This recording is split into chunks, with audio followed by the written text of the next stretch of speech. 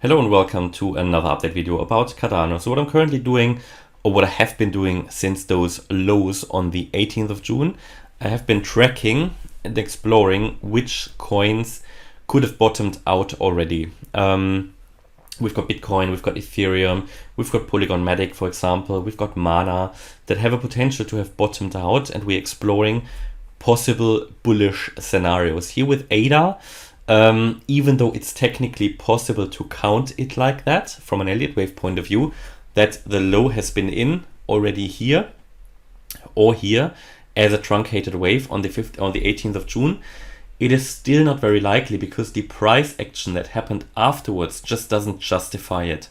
Now that might change. Yeah, that might change. I've told you, if we go above the wave A high at 54.7, 54.8 cents, we can explore something more bullish. Until then, in my opinion, the downtrending scenario is more likely, in that this head and shoulders pattern is going to break out to the downside.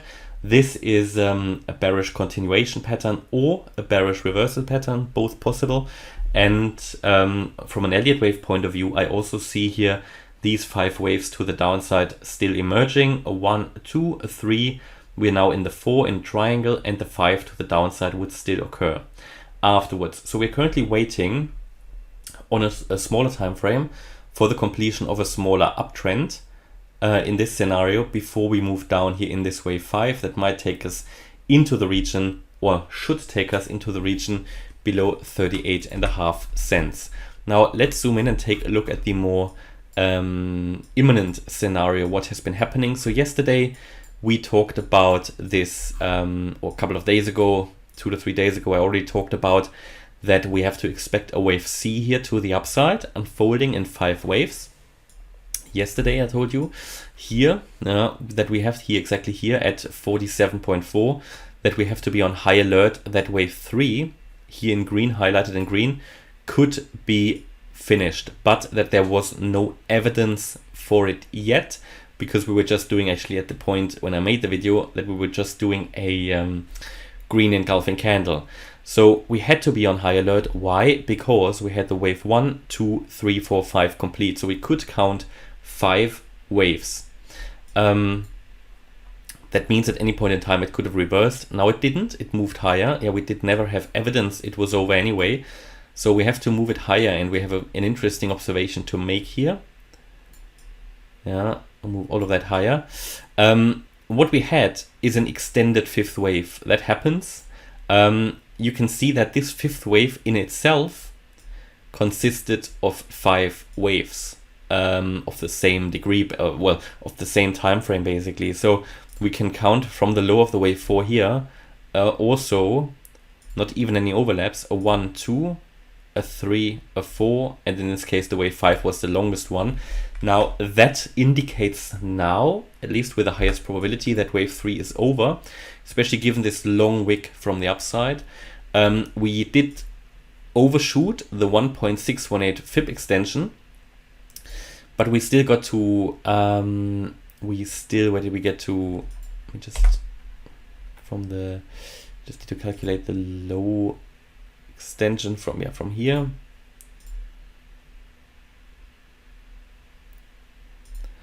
So we reached in this high, we came to 49.4 cents. We reached a 2.382 fib extension, got reversed, yeah, and that wave 4 was not working out, but it is probably happening now.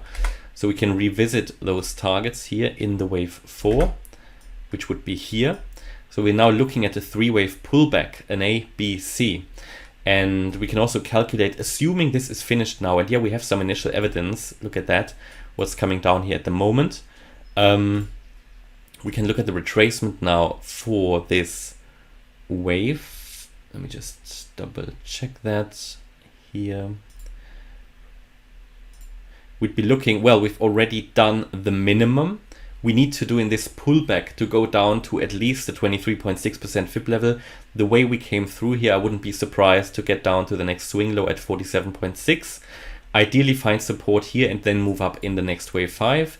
Could also move down to the 47 cent level, the 50% retracement. Do we go any lower?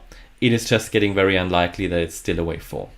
And then we might be looking at something more bearish. So let's see in the next step if we find the reversal in this range between 47 and 47.6 cents. Here we should then start to move to the upside. And actually, while I'm talking, we might be reaching this price target already, 47.7 already. Yeah, 47.6 might be, or is the first level, the ideal level. But I can also already tell you the way we are coming down here might indicate we go down to the 50% level. We'll see.